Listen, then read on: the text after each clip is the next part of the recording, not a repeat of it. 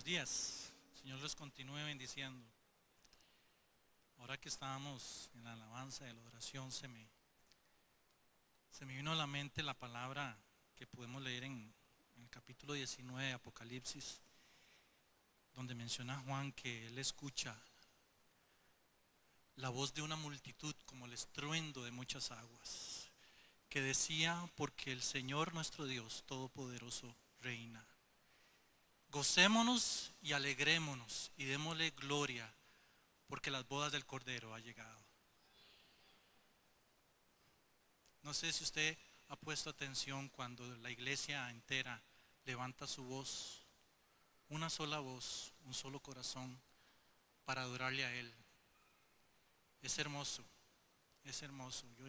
Y si usted no ha aprendido a disfrutar ese momento, lo invito, de verdad, lo invito, que cuando vengamos a esta casa, vengamos con un corazón dispuesto, porque el Señor ve nuestra disposición, y a pesar de las circunstancias en que nos encontremos, difícil o tal vez fácil, no lo sé, pero el Señor sí lo conoce. Pero el Señor busca un corazón dispuesto, que a pesar de la situación en que usted esté, si usted viene con un corazón rendido a sus pies, usted verá la gloria de Dios en su vida. Y esto no es parte del mensaje. Le doy gracias a los pastores por la oportunidad que me dan de compartir con ustedes esta palabra. El mensaje de hoy es una vida apasionada por Cristo. Vamos a mencionar algunos pasajes. Vamos a estudiar la vida de un personaje de la palabra de Dios. Pero mi intención es que al salir de este servicio, en su mente y en su corazón, se lleve, aunque sea esta frase: necesito apasionarme por el Señor. Necesito apasionarme con el Señor. Que mi corazón se llene. Este personaje que les hablo es Juan, el apóstol. Vemos a través de los evangelios que cuando Juan es llamado a seguir al Señor, él era pescador. Él trabajaba con su hermano Jacobo, incluso hasta con Pedro trabajaba. Con su papá tenían una empresa de pesca. Y dice que lo dejó todo atrás cuando sintió y escuchó el llamado de Jesús. Juan tenía defectos en su carácter. Y a pesar de eso, Jesús, conociendo sus defectos, aún así el Señor lo llama. Vamos a ver algunas características, no solo los defectos de Juan. 5 aspectos en donde podemos ver cómo el Señor trabaja en la vida de este hombre, y podemos aprender de que el Señor puede hacer con nosotros lo mismo. Vamos a ver 5 facetas. Como hijo del trueno, el Señor le puso así. Como el discípulo amado. Como Juan, parte del círculo íntimo de Jesús. Juan teniendo un carácter lleno de amor y de carácter paternal. Y por último, desterrado por anunciar el mensaje de Dios. Vamos al primero, hijo del trueno. Podemos leer en Marcos 3:17 cuando el Señor empieza a llamar a sus discípulos y les dice: a Jacobo, hijo de Zebedeo, y a Juan, hermano de Jacobo, a quienes apellidó Boanerges, esto es, hijos del trueno. Ya con esa palabra ya uno puede suponer más o menos por dónde va el asunto. Hijo del trueno, ya uno puede tener una idea de por qué a alguien le pueden decir hijo del trueno. El Señor los conocía y aún así dice: estos par de muchachos me sirven. Les conozco su carácter, su temperamento, pero yo tengo una obra que hacer con ellos porque me son instrumento útil en mis manos. Vamos a ver algunos aspectos de por qué el Señor los llama hijos del trueno. En Lucas 9:54 dice así: viendo esto sus discípulos Jacobo y Juan dijeron: Señor, ¿quieres que mandemos que descienda fuego del cielo como hizo Elías y los consuma? Unos versos antes nos cuenta la palabra de que Jesús iba camino a Jerusalén e intentó pasar por un pueblo de samaritanos. Los samaritanos no se llevaban bien con los israelitas y no querían y no los recibieron. Juan y Jacobo se enojaron mucho, se indignaron porque estaban rechazando a su Señor, estaban rechazando al Mesías, y ellos creyendo que estaban actuando bien, de que iban a quedar bienísimo con el Señor, porque también escucharon que en el Antiguo Testamento Elías lo hizo, que descendiera fuego del cielo y quemara a este montón de impíos que no te conocen y te rechazan. No conocían el tiempo en que vivían, y así el Señor se los hizo ver. Dice: no he venido a perder las almas, sino a salvarlas. Ahí el Señor los estaba enseñando, los estaba corrigiendo. La segunda ocasión lo vemos en Lucas 9:49. Entonces respondiendo Juan dijo: Maestro, hemos visto a uno que echaba fuera demonios en tu nombre, y se lo prohibimos porque no sigue con nosotros, él no está con nuestro grupo, entonces no tiene por qué estar hablando de ti. Una vez más el Señor, con todo amor, es que el Señor es todo amor con nosotros y nos tiene tanta paciencia, y nos dice, le dice a Juan: no se lo impida, porque si él no está en contra mía, está conmigo. Ahí como que Juan muestra ese celo, pero pues él no está con nosotros porque tiene que estar hablando de ti. Pero el Señor conoce el corazón de los hombres y así se lo hace ver a Juan. La tercera vez, Marcos 10:35. Entonces Jacobo y Juan, una vez más este par de hermanitos, se le acercan al Señor diciendo: Maestro, queríamos que nos hagas lo que pidiéramos. Pequeñito, un favor pequeñito, no es mucho. Él les dijo: ¿y qué queréis que os haga? Ellos le dijeron: concédenos que en tu gloria nos sentemos el uno a tu derecha y el otro a tu izquierda. Nada más, Señor, es algo sencillo. El Señor una vez más les dice: ustedes no saben lo que están pidiendo. E incluso los demás discípulos, cuando escuchan esta petición, se enojan. Dice la palabra, tanto así que el Señor tiene que intervenir para enseñarles no solo a Jacobo y a Juan, sino a los demás, diciendo: cualquiera de ustedes que quiera ser el primero, tiene que servir a los demás. En las naciones es el contrario. Los gobernadores de las naciones se enseñorean de ellas, mas en mi reino no es así.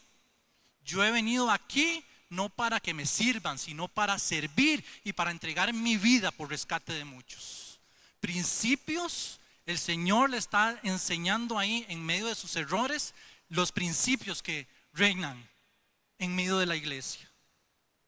Como hijos del trueno podemos ver que este hombre tenía un temperamento iracundo, vengativo, un poco orgulloso, celoso, pero aún así el Señor lo toma en cuenta. ¿Qué nos enseña esto? Que un corazón apasionado por el Señor no quiere decir que es un corazón perfecto, porque nadie de aquí somos perfectos, si no esto estaría vacío.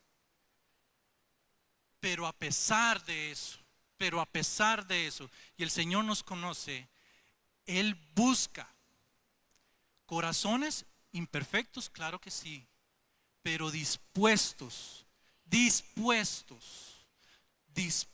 a escuchar su voz y a entender y a recibir la corrección de Dios para ser instrumentos en sus manos. Hijo del trueno. El segundo aspecto, el discípulo amado. Cuando Juan escribe su evangelio, en ningún momento él menciona su nombre. Siempre se dirige a sí mismo como el discípulo a quien Jesús amaba. Un ejemplo lo podemos leer en Juan 13:23 al 25. Y uno de sus discípulos al cual Jesús amaba estaba recostado al lado de Jesús. A este pues hizo señas Simón Pedro para que le preguntase quién era aquel de quien hablaba. Él entonces, recostado cerca del pecho de Jesús, le dijo: Señor, ¿quién es? Analicemos un momento esta escena. Estaban los 12 con el Señor en una oportunidad, pero ellos tuvieron 3 años para compartir con Jesús. ¿Cuántas ocasiones en donde compartieron una cena, una conversación, un instante íntimo entre los 13? Pero en solo una ocasión la Biblia nos relata que uno de ellos tenía la confianza necesaria, el atrevimiento, algunos dirán, de recostarse en el pecho de su Señor. No sé cuántos de acá son padres, supongo que hay muchos. Yo también soy papá. ¿Cuánto me llena cuando un hijo mío, yo siendo un hombre imperfecto, lleno de defectos, cuando me ve después de un día de trabajo, cuando ellos van a la escuela y al final del día me ven y se les ilumina sus ojitos y corren hacia mí con sus brazos extendidos a darme un abrazo?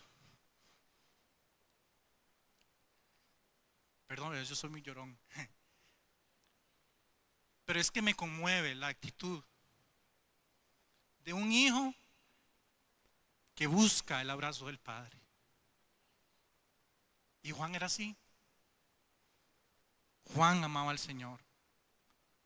Juan se rendía en su presencia.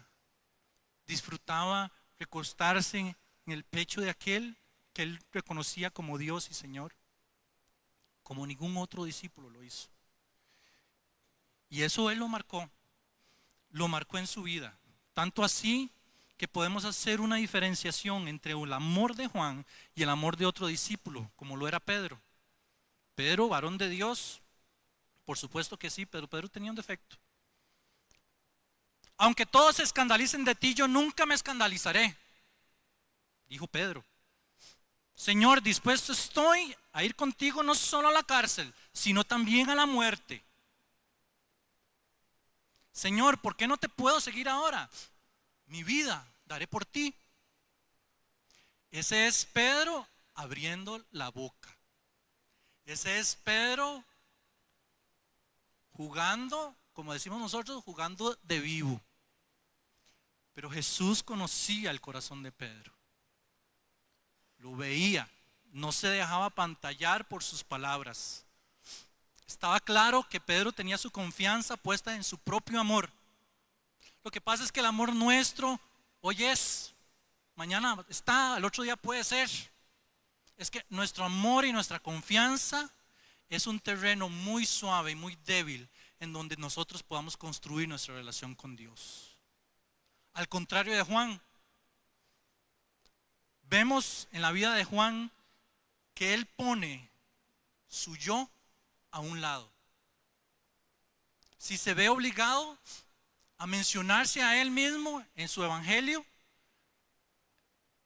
no pone su nombre. Ya vimos que él se menciona a sí mismo aquel a quien Jesús amaba, el discípulo que el Señor amaba. Juan se considera nada diferente más que el objeto del amor de Cristo. Esto nos demuestra hasta qué punto Juan estaba dispuesto a olvidarse de sí mismo para glorificar al Señor. Tanto es así, yo no sé si ustedes han puesto a analizar quién fue el único discípulo que estaba a los pies del Señor cuando estaba en la cruz. Amén, Juan. Perfecta oportunidad para decir: yo, discípulo, siervo humilde del Señor. Juan fue el único que estaba a los pies de mi maestro mientras los demás habían oído. Su humilde siervo. Él no lo hace, ni siquiera en una ocasión tan especial. Aprovecha para darse gloria a sí mismo. Qué gran enseñanza nos deja esto, porque a nosotros nos gusta que mencionen nuestro nombre, que nos inflen el ego. Juan veía a Jesús, veía el ejemplo de Cristo. El Señor menciona en Juan 5:44, ¿cómo podéis vosotros creer? Pues recibís gloria los unos de los otros y no buscáis la gloria que viene del Dios único. El que habla por su propia cuenta, su propia gloria busca, pero el que la busca, la gloria del que le envió, este es verdadero y no hay en él injusticia. Yo no busco mi gloria, dice Jesús. En otro pasaje dice así, respondió Jesús, si yo me glorifico a mí mismo, mi gloria nada es. El Maestro, Jesús, Hijo de Dios, si yo me glorifico a mí mismo, mi gloria nada es. Y Juan escuchaba eso. Aprendamos de un corazón humilde, humillado delante de Dios. Que la gloria nuestra no venga de los hombres, sino que venga del Señor. Porque al final de cuentas eso es lo que más vale. Un corazón apasionado por Cristo nunca busca su propia gloria ni su propio reconocimiento. Su único deseo es dar a conocer y glorificar el nombre del Señor.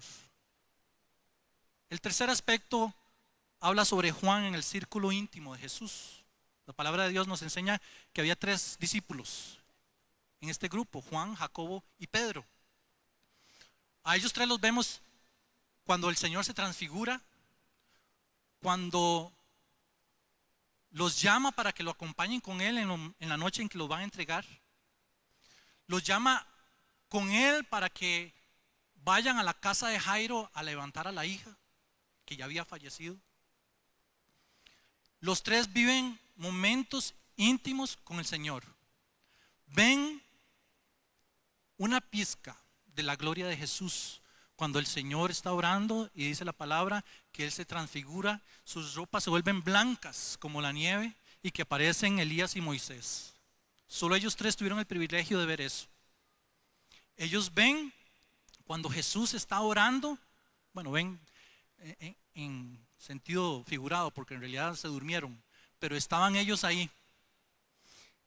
Y también ven cuando Jesús levanta a la hija de Jairo de la muerte. Juan ve todas estas cosas y Juan tiene una revelación de quién es el Señor como ningún otro la tiene, porque Juan está atento a conocer a Jesús. Tanto así que en el Evangelio de Juan es la única parte de la palabra, en el único Evangelio en donde se nos revela a Jesús como el buen pastor, como la puerta, el pan que descendió del cielo. Jesús es el agua de vida eterna, el camino al Padre, el camino, la resurrección y la vida. Él es la vida verdadera, la vid verdadera, y Él es la resurrección y la vida. 8 formas en que Jesús se nos revela a nosotros a través del Evangelio de Juan. Y Juan fue el que lo percibió. Solo un corazón apasionado puede ver y oír en su Señor lo que otros no pueden ver y no pueden oír. El cuarto aspecto es carácter paternal y de intenso amor. Aquí ya ha pasado algunos años. Cuando Juan escribe sus cartas en 1, 2 y 3 de Juan, ya han pasado varios años, algunas décadas. Y cuando nosotros leemos las cartas de Juan, por eso se le conoce como el discípulo del amor. Se refleja el amor de Dios cuando en su lenguaje a la hora de escribir constantemente dice hijitos, hijitos. El Señor mismo utilizaba esas palabras con sus discípulos. Ahora es el discípulo que aprende de su maestro, que no solo aprende las palabras, sino que el corazón de Juan refleja el amor de Jesús y no lo hace de una manera obligada, es que de él nace y brota ese amor naturalmente. En Juan 2:1 dice: hijitos míos, estas cosas os escribo para que no pequéis. Y si alguno hubiere pecado, abogado tenemos para con el Padre, a Jesucristo el justo. Con qué amor, con qué ternura se dirige Juan a sus oyentes. Cuán lejos está aquel corazón violento, iracundo, vengativo que quería que una ciudad fuese destruida. Ahora es el amor de Dios fluyendo en su corazón. Una vez más en Juan, 1 Juan 4, a partir del verso 7, dice así: amados, amémonos unos a otros, porque el amor es de Dios. Todo aquel que ama es nacido de Dios y conoce a Dios. El que no ama no ha conocido a Dios, porque Dios es amor. Amados, si Dios nos ha amado así, debemos también nosotros amarnos unos a otros. Qué gran diferencia. Qué gran diferencia de aquel joven impetuoso, celoso, orgulloso. Ahora llama a la iglesia a amarse, a amar a Dios, a amar al prójimo, a ser ejemplo de un corazón dulce, entregado. Un corazón apasionado por Cristo refleja el amor de Dios en todo momento. No solo con sus palabras, porque hablar es muy fácil. Es con nuestra manera de vivir, con nuestros hechos, con nuestras decisiones. Un corazón apasionado, lleno del amor de Dios. El quinto aspecto. Juan desterrado por hablar el mensaje de Dios. Vemos en Apocalipsis 1:9 que él estaba en la isla de Patmos por causa de la palabra de Dios y del testimonio de Jesucristo. Libros históricos enseñan que en el reinado de un César que se llamaba Tito Flavio Domiciano, que fue César entre los años 81 y 96 después de Cristo, que él empezó a desterrar cristianos, incluso en el último periodo de su reinado, o sea, más del año 90. Y entre esos iba Juan, desterrado. En los años finales del primer siglo, podemos ver que ahí mismo, aún después de tantos años, seguía Juan fiel en los caminos de Dios, fiel en el llamado que él había recibido hace muchos años allá en un pueblo de Galilea, siendo un joven pescador, hoy siendo un anciano, ya de más de 80 años, él está ahí todavía, al servicio de su Señor, siendo un anciano. Por supuesto que pasó tribulaciones. En ese momento había sido desterrado a una isla, un terreno que le era hostil, lejos de su familia, lejos de la gente con la cual él convivía. Y aún así, ahí en ese lugar, en la edad que él estaba, ahí el Señor se le revela a él y le da una palabra. Yo creo que una revelación como pocas tenemos en la palabra de Dios, que es el Apocalipsis. Siendo Juan un anciano. Y no un anciano de la iglesia, me refiero, es que un viejito. Ahí el Señor lo utiliza. Es que el Señor no se limita por nuestra edad. No importa cuán jóvenes podemos ser, no importa si tenemos 100, 90, 80 años, no importa, es el Señor, no le importa eso. Lo que busca es un corazón sensible y dispuesto a cumplir el llamado que el Señor está haciendo. No pongamos excusas. La edad no es una excusa para servir al Señor. Qué precioso es ver a una persona como de la edad de estos hermanos y hermanas que están acá, cuando de su corazón lleno de experiencia, lleno de vida, de tantos años, pueden haber sido felices o duros, pero siendo transformados por el amor de Dios y que de sus palabras salga un consejo sabio para aquellos que tenemos menos edad. Este tipo de personas son luz. Hay sabiduría en ellos.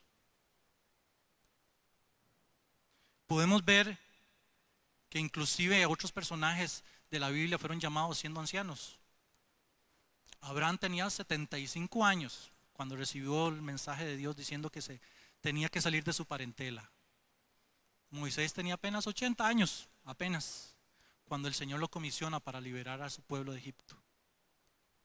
Unos años más tarde vemos que a Caleb, teniendo 85 años, le decía a Josué: dame este monte y yo lo tomaré por mi heredad. Con 85 años.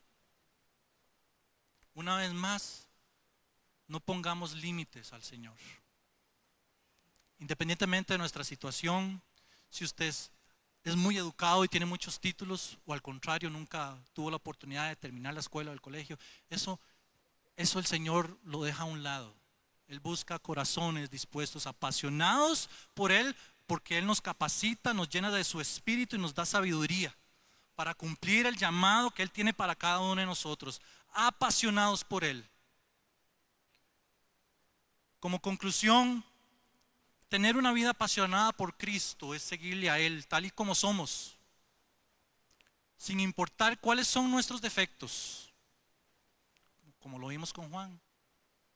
Él nos ama con amor eterno y por ese amor nos podemos acercar a Él y disfrutar de su presencia transformadora. Ese poder que nos cambia, que nos corrige, que nos apacienta, que rompe con toda nuestra antigua manera de vivir y nos enseña un camino nuevo. Tanto así que podemos llegar a ser instrumentos del amor de Dios. Y no importa el precio que tengamos que pagar en esta vida. Juan pagó un precio. Y yo creo que todos tenemos que pagar un precio.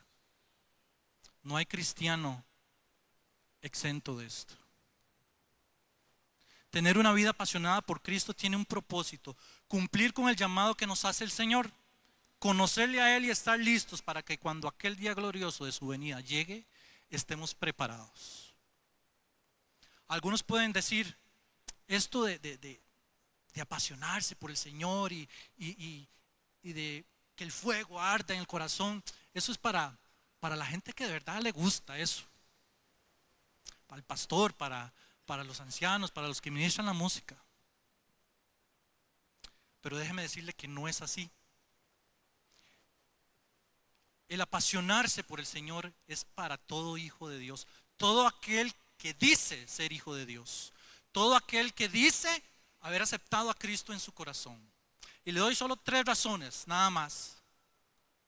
La primera de ellas es el primer mandamiento. ¿Qué dice el primer mandamiento? Amarás al Señor, tu Dios, ¿con qué? Con todo tu corazón, con toda tu mente, con todas tus fuerzas. Hermano y hermana, es que si no nos apasionamos por el Señor, esta palabra no se cumple en nuestras vidas. Nuestra mente, corazón, con todas nuestras fuerzas, con cada fibra de nuestro ser, buscar al Señor, amarlo, seguirle a Él, no importa el precio que tengamos que pagar. Segunda razón, Jesús menciona en Juan 17:3 y les dice así a sus discípulos: esta es la vida eterna. ¿Qué es la vida eterna? Que te conozcan a ti, el único Dios verdadero, y a Jesucristo, a quien has enviado. Conocer a Jesús, conocer al Padre, es tener la vida eterna. Pero ¿cómo podemos conocer al Señor si nos conformamos solo con venir a la iglesia y escuchar la palabra del domingo y durante todo el resto de la semana esto ni lo volvemos a ver? ¿Cómo podemos conocer al Señor? ¿Cómo podemos conocer al Padre, al Hijo, si en nosotros la palabra no abunda en nuestras vidas? Nos llenamos de muchas cosas. Hay que trabajar, hay que ponerle duro a esta vida porque hay que sacar adelante a la familia. Y es una bendición el trabajo. Hay que ponerle bonito, como dicen. E invertimos nuestro tiempo en muchas cosas porque la vida nos obliga, y eso está bien. Eso es parte de la vida de un cristiano. No podemos pretender meternos en una habitación y no salir de ahí porque estoy en comunión con el Señor y que nadie me moleste. O sea, tenemos una vida normal, tenemos trabajo, tenemos estudio, tenemos obligaciones. Por supuesto que sí, eso es algo lógico. El tema es: ¿sacamos tiempo para buscarlo a Él, para conocerle de verdad? En intimidad. ¿Sacamos tiempo para escudriñar su palabra? Para saber qué es lo que nos dice el Señor a través de la Biblia. ¿Cuál es la palabra de hoy que tienes para mí, Señor? ¿O nos conformamos solo con lo que dice el pastor acá o los que predicamos acá en la iglesia? Es un reto para nosotros. El Señor nos llama a acercarnos a Él, a alimentarnos de Él. Hoy es el día, este es el tiempo, este es el momento para arrepentirnos si hemos descuidado nuestra relación con Dios y volvernos a Él de todo nuestro corazón. Hoy es el día. Y por último, ya para ir cerrando, Jesús nos enseña una parábola en Mateo 25. Habla sobre las 10 vírgenes. Supongo que y creo que todos ya hemos escuchado y hemos leído esta parábola. Jesús habla sobre 10 jóvenes que están esperando la venida del esposo. Da ciertas características de estas 10 muchachas. Las 10 eran vírgenes. Las 10 llevaban una lámpara en su mano. Las 10 tenían una lámpara. Las 10 estaban esperando la venida del esposo. Las 10 estaban en lo mismo. Hasta ahí no había diferencia. Sin embargo, el Señor menciona que había 5 de ellas prudentes. A esas 5 el Señor las diferencia. A las otras 5 el Señor les dice y les llama insensatas. Tal vez la palabra insensata suena como muy de domingo, pero insensato así en buen tico es tonto, así simple y llano. Que les faltaba, porque viendo que las otras 5 llevaban no solo la lámpara, sino que llevaban una vasija llena de aceite, no hicieron lo mismo. Veían que iban preparadas mejor que ellas y aún así no hicieron lo mismo. Y llegó el momento en que hubo un clamor. Se escuchó un clamor que decía: ahí viene el esposo. El Señor nos habla en Mateo 24 con las señales antes del fin y nos dice que al final de los tiempos escucharemos guerras y rumores de guerras, hambre, peste, destrucción, terremotos. Y esas son señales antes del fin. Hoy más que nunca, en estos tiempos, cada día más y más escuchamos este tipo de noticias. Es un clamor que se escucha. Es el clamor que menciona Jesús en esa parábola, de que ahí viene el esposo. Iglesia, el Señor viene. El Señor está a las puertas. Es que el que tiene oídos para oír, en este momento el Señor le dice: escucha y pon atención a mi palabra. Abre tu entendimiento y apercíbete, porque hoy es el día de que nuestro corazón se vuelva al Señor. Ya basta de perder nuestro tiempo en otras cosas. Ya basta. Ha pasado mucho tiempo en desperdiciar nuestro talento, nuestro llamado, de lo que el Señor ha puesto en nuestro corazón. Ya ha sido suficiente. Hoy el Señor con todo su amor y con su dulzura nos llama a apasionarnos por Él. Isaías 55, hay una palabra hermosa y el Señor nos hace una invitación a todos los sedientos. A todos los sedientos, venid a las aguas. Y a los que no tienen dinero, venid, comprad y comed.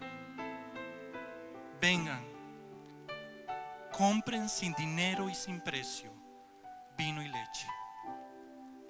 Vino de la presencia del Señor, leche de su palabra. Hoy es el día. No sé cuántos pueden levantar su mano y decir: Señor, tengo sed de ti. Y es que esto no es de la gente que es nueva, de que no conoce al Señor, es de todos. De todos. Cada día que pasa yo le digo: Señor, dame más sed de ti. Es que yo no puedo estar conformado a lo que viví ayer. Cada día yo quiero más de ti, Señor. Las 5 vírgenes quisieron tener sus lámparas encendidas, pero no pudieron porque se les había apagado, porque se les había acabado el aceite y no tuvieron tiempo. Yo creo que hoy es el tiempo y el Señor nos llama a percibirnos, a llenarnos de su presencia. ¿Por qué no se pone en pie y oramos?